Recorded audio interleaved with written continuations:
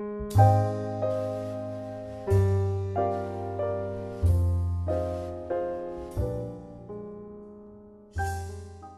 everyone, this is PHTV Channel 4 in Palos Heights. I'm Sue Jankowski and we are here with Meet with Moraine. I think you've watched this program before, at least I hope so, because every month we meet with Moraine and we talk to a department chairman or someone who's got something that they need to tell us or want to tell us or we're fortunate enough to find out about at Moraine Valley Community College, which is right around the corner at Palos Hills. Maybe you or your kids have gone there over the years. If you haven't been there, you should stop by. It's a beautiful campus, and I encourage everyone to head over there, especially in the summer months, and walk around that beautiful site. I'm really excited because today we have Aileen Donnersberger. Thank you, Aileen, for coming in today. Thank you so much for having me. Well, Aileen is a professor of education, and she's the department chair of social sciences. So we're going to hear a lot about education today, and a little bit about Aileen too.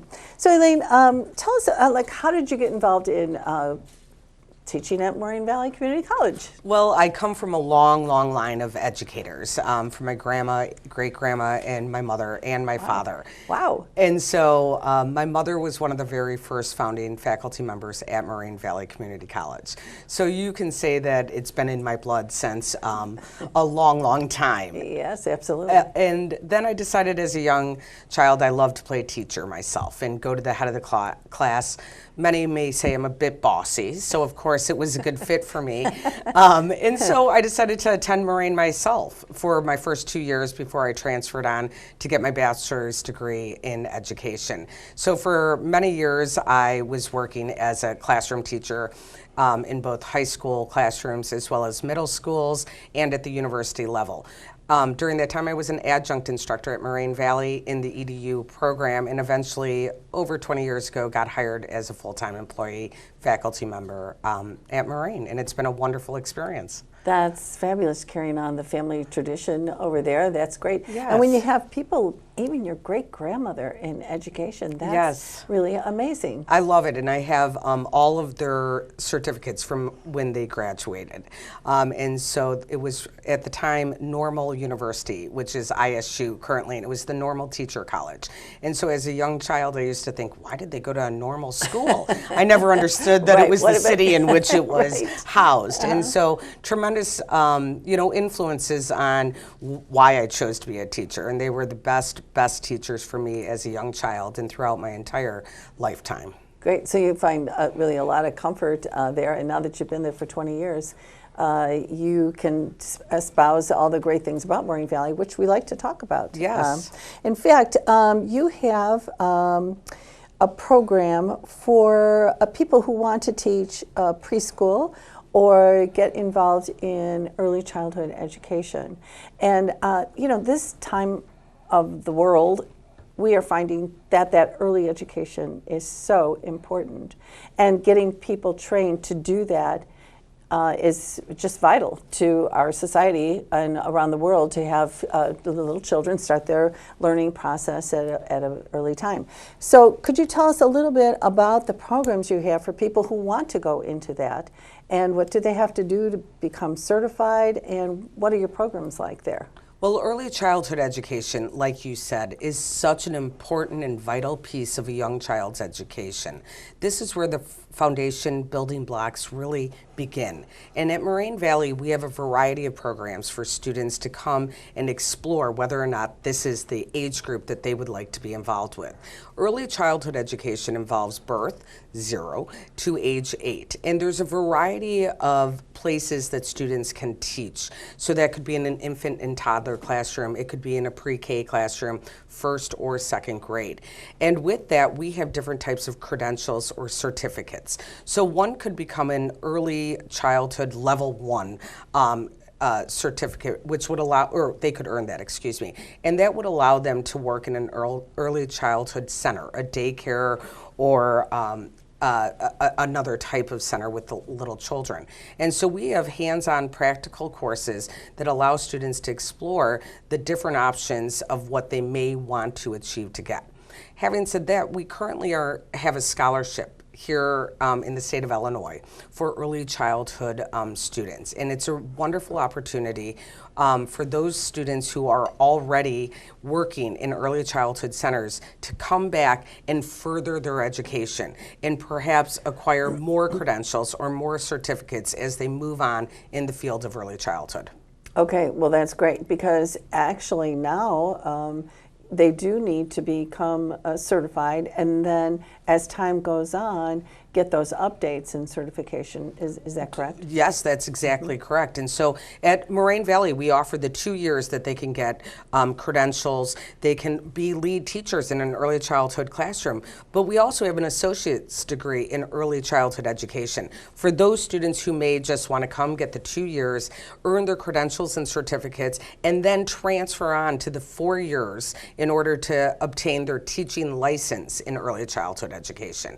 So there's a variety of options and pathways that we can start with at Moraine in order to make sure that all students reach their career goal at the end. Okay, so if they wanted to do that, most daycare facilities or preschool programs, I would think, require some sort of training or certification for someone to work there. Correct, yes. And that's what we offer. And so we have a variety of these certificates, before and after school, different levels, infant, toddler, like I said, early childhood levels 2 and 3, and then a director's certificate. So all of those require education of some sort. Some are simply 9 or 12 credit hour programs that could be completed maybe over the course of 1 or 2 semesters. Some require additional education and background, 20, 21, 24 credit hours, where the students may need to complete them in 1, 2, 3, or 4 semesters.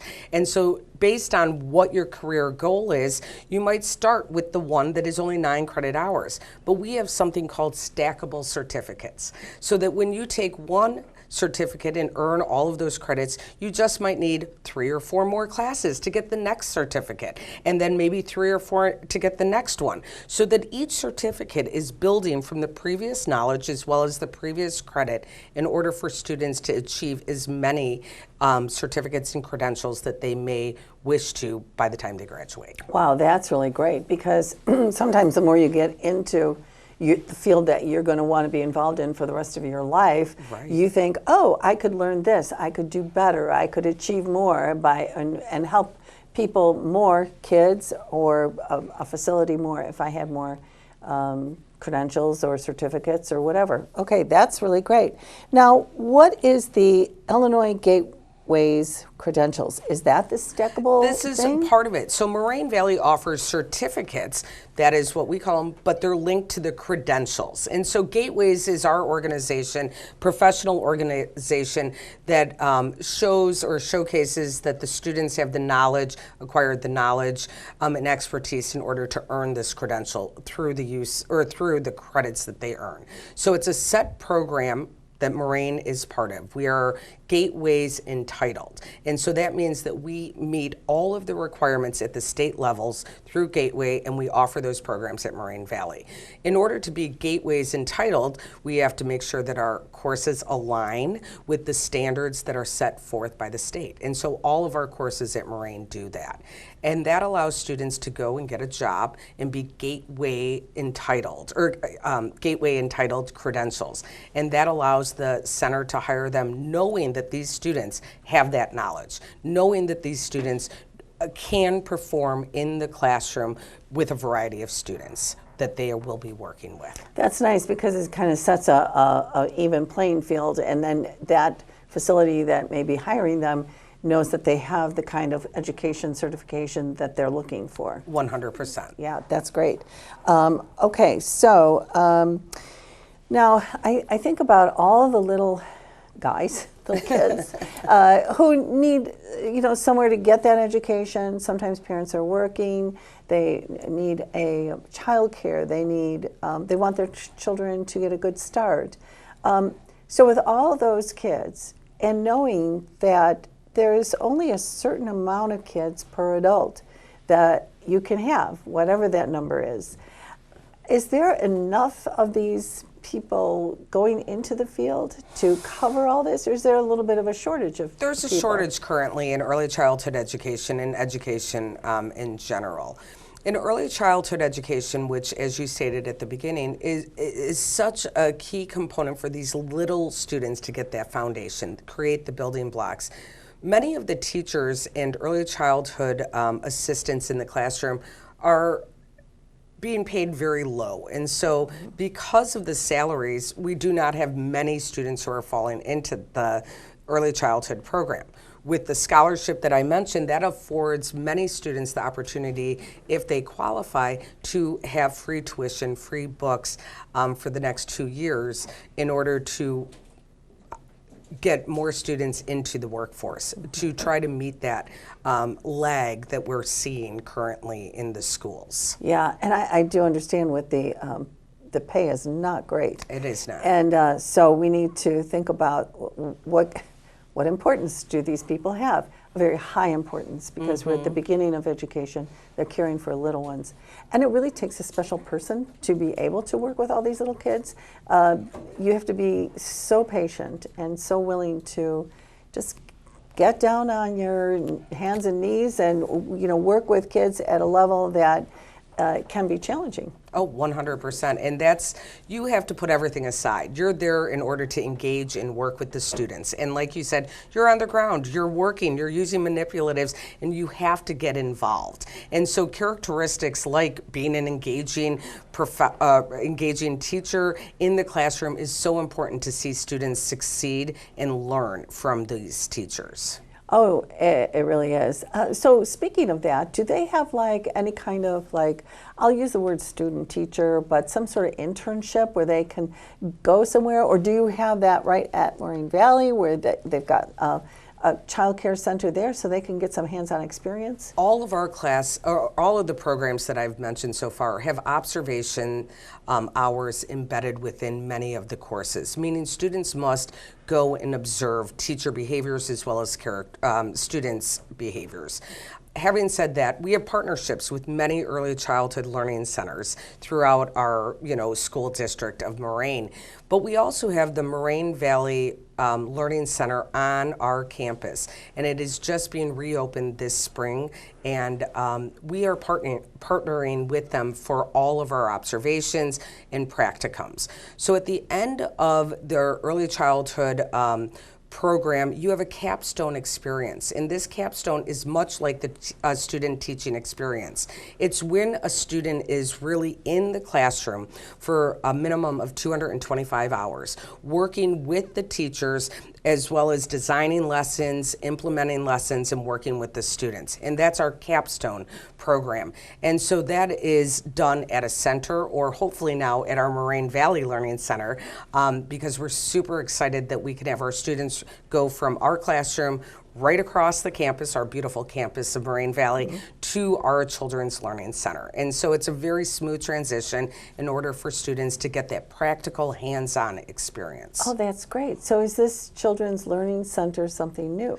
We have had one for many, many years, and then during the pandemic, there was some change that happened. And so we have a new company that has come in and I guess, put new blood into the Children's Learning Center. Okay, that's great, because that makes it really, convenient and handy. It's super convenient for many students who maybe don't have the transportation to go elsewhere. They can just come to class and then do the observation or the practicum hours right there. Yeah, that's fantastic. Now, do these programs, these certificates, have anything crossover to like a paraprofessional, which we always call teacher aides? Now we give them the title of paraprofessionals, which is probably more appropriate. Does this kind of go hand in hand, or is this a whole nother program? Well, it's a whole other program. In paraprofessionals, since 2004, with No Child Left Behind, we moved away from the term teacher's aide and really have pushed the term paraprofessionals. And that's because, like most professionals, you have to go to school, take an exam, or show some credentials that you, in fact, have mastered that content knowledge. So paraprofessionals in the state of Illinois can prove or demonstrate that through a variety of ways. They can earn 60 college credit hours, they can have an associate degree or higher, or pass a rigorous state exam. Due to the shortage of paraprofessionals in the state of Illinois, they have created some provisional certificates where you have to just be 18 years of age have a high school diploma or a GED, and then be on your way to completing one of those 3 other requirements that I stated earlier.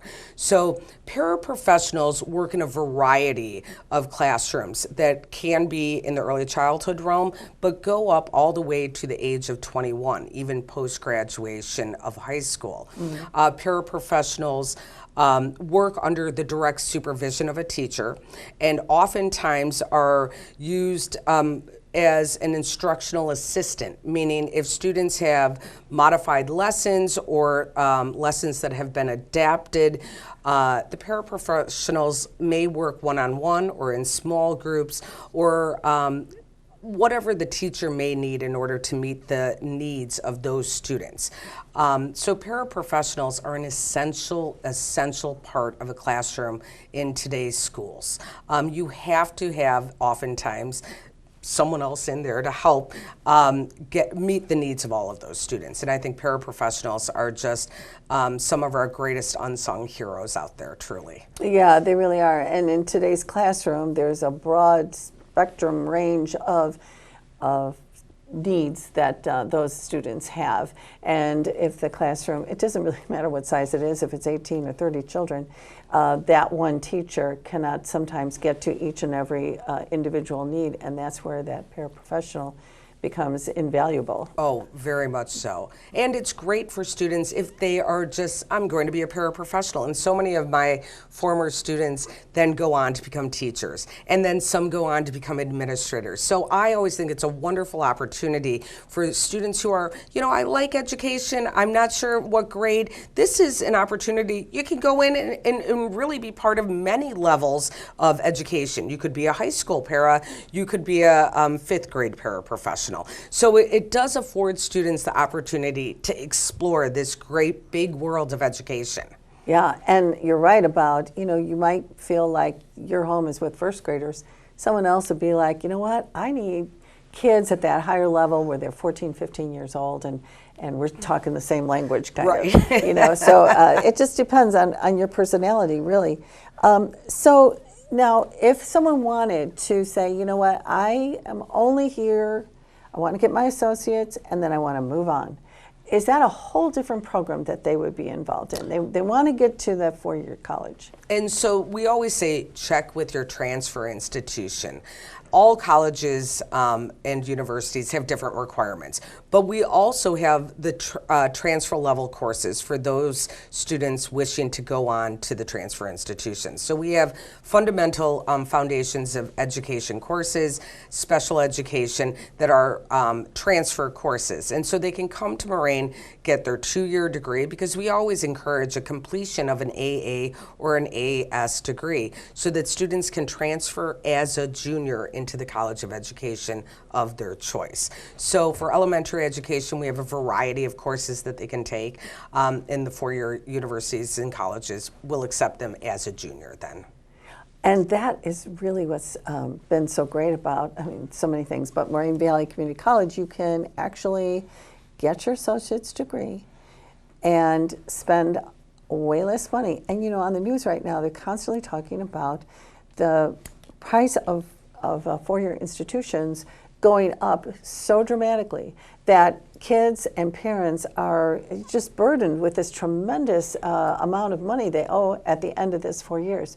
Whereas if you start and get your 2-year, that's 2 years of a much less, a fraction of the tuition. Yes, and the courses and the rigor are there at Moraine Valley. As someone who has been there for a long time, the knowledge of the professors in all areas, not only education, is exceptional. The small class sizes, the friendly environment, the accessibility for students at Moraine Valley is just outstanding. And so I encourage many parents to send their kids to Moraine. Get the 2 years. Make sure that they're ready for this college environment, and so Moraine is a great start for so many students. It is, and I was, really just thinking about all the value, and over the years in talking to everybody from Moraine Valley, my gosh, I think the thing that I'm really impressed by is the knowledge of all the people that I've talked to, and the willingness to help those students figure out what do they want to do? Or maybe they're not successful, and why aren't you? Let's fix that. Let's get you some help, because you can be successful here at Moraine Valley. I really like that a lot. So you were talking about, affordability. So someone maybe can't afford the books, can't afford the tuition. What kind of scholarships would they be looking at, or grants, or how would they go about doing all that? Well, I will be honest, in the ECE department, we have been busy with grants and scholarships over the last couple of years. And that is in this direct need of having more early childhood teachers out there. And so currently we have this essay scholarship, and it's the ACE Scholarship, and that's the Early Childhood Access Consortium for Equity. Wow. So I hope I said that right. And we have a you. wonderful director at Moraine Valley, Dr. Alicia Toso, and two great specialists, Laura Douglas and Cara Mackey, who oversee this scholarship. And so any student who has previously worked in an early childhood center or currently does, so we need incumbent workers, qualifies. And so we have an entire area dedicated in order to make sure we're pulling in these students, get them in there, help them with their FAFSA, and then whatever FAFSA doesn't pay, this scholarship pays 100%, including things like books. We're trying, we just have laptops for students to use who are in the ACE scholarship program. But on top of that, we have a variety of programs and scholarships that Moraine does offer, from faculty association scholarships to individual scholarships for students' interest. So there are many, many opportunities for students to have reduced tuition at Moraine Valley. Yeah, that's tremendous. I was thinking about in my mind, I've been thinking about young people going into Moraine Valley, but you have a whole plethora of people who have already been in the work field and think, you know what, I want a change in my my job opportunities. And do you find that in your field as well, that you're getting older people? We have so many people who are coming back and returning adults. And they maybe had other really exciting careers that were not education-based. And now they're saying, hey, I want to come back and give back into the teaching profession. The scary thing for me now, this semester I had two students who told me that their mothers had me. And then I said, oh no, you must have meant someone else, of course. And no, they said you know. Like, and no. so I thought to myself, well, I just had them, correct? I mean, you're young. And so many of their parents that they speak of did come back for just what we're speaking about, for maybe a new change. And so they came back as returning adults. That is just such a unique population where we can kind of cultivate how they go through their programs at Moraine Valley. And it's a really unique opportunity because the faculty at Moraine in education, Tanzania Southall and Gail Ditchman and myself, we work individually with these students. We like to form a bond. We like to say, come on back in and let's see how we can help you move towards that goal. And so some returning adults are a little apprehensive about sitting in a classroom with perhaps, traditionally aged college students, but they quickly find out that they have a lot more in common because they're all new to that class, and they all can have that shared experience of this is a new thing that we are learning, and they learn together. So I think it's a unique experience for returning adult students because we really cultivate a culture and an environment that is there to support them. That's really good. And so no one should feel like, oh, I wouldn't fit in or whatever. Oh, gosh, no. And there's so many people who have a change of direction in their head and they just want to try something else, or maybe they were home for a while and they are caregiving some family member and they just want to change their life in some way. And this is something that they've been dreaming of. And the nice thing about the older student, I feel like they would be a little more serious and also have some value to put out in the classroom for the other ones who are less experienced. Oh, for sure. I mean, all of the shared experience or unique experiences help to build an environment that leads to learning. And so one student might say, I didn't have computers in the classroom when I started. And the other student said, I can't imagine not having computers in the classroom. So you bridge this gap by having those experiences shared. Yeah, I just think that's a great opportunity for a lot of people. So I don't want our audience members to ever feel like they couldn't go ahead and do that, because don't be scared. In fact, I'm sure they could come in and talk to somebody Of if they were course, nervous always. about, Yes. getting started or whatever. In fact, let's talk about getting started. So, okay, I'm just anyone. I'm an 18-year-old, I'm a 35-year-old. I want to get started at Moraine Valley. What kind of, and I want to be in education. What kind of steps would they take to do that? Well, the first step is always they will be linked up once they register with an academic advisor, most likely. And then I always say, encourage them to come and talk to one of the education or early childhood faculty members, because we know that. And so I always say the advisors and counselors have to know everything. We just have to know our field and know it pretty well. And so I encourage new students, prospective students, people out there in the community just saying, is this a good fit? Pick up the phone, call us. Call Gal Ditchman, call myself, or Tanzania Southall. We will talk to you. Some of us are big talkers on the phone. Some like to text or email. Some of us are like, come on into the office. So we're very available in order to help people who are kind of undecided or questioning whether or not this is what they want to do, to talk to us. And we can give you options.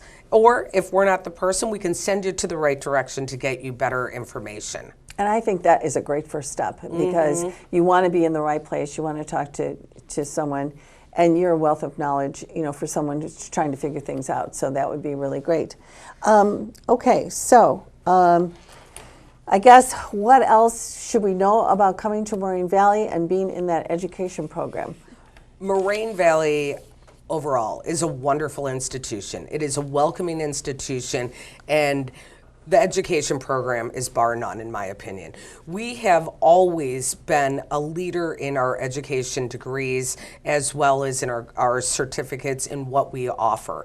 And so at Moraine, we're all lifelong learners. Each one of the faculty members have been in a classroom in a variety of roles, from early childhood to administration and beyond. And so we bring that wealth of knowledge to our classroom.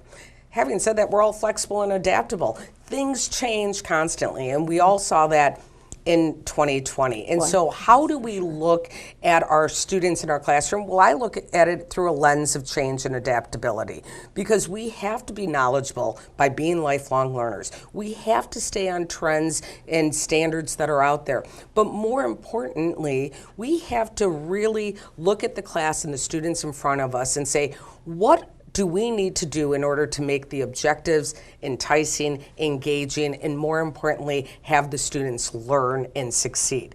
And so Moraine brings all of that in through the professors, through the environment, the beautiful campus, and the resources that we provide for those students. So would you say that to be in education, be a good educator, that flexibility is a quality that you really need? Flexibility is a key to success. As a teacher, you never know what's going to happen.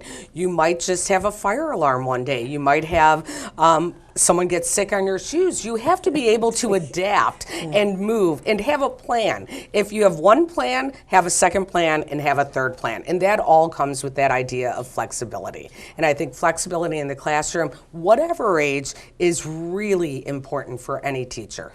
Oh, it so is. Is there anything else that you look for if someone came in as a quality to become a successful educator?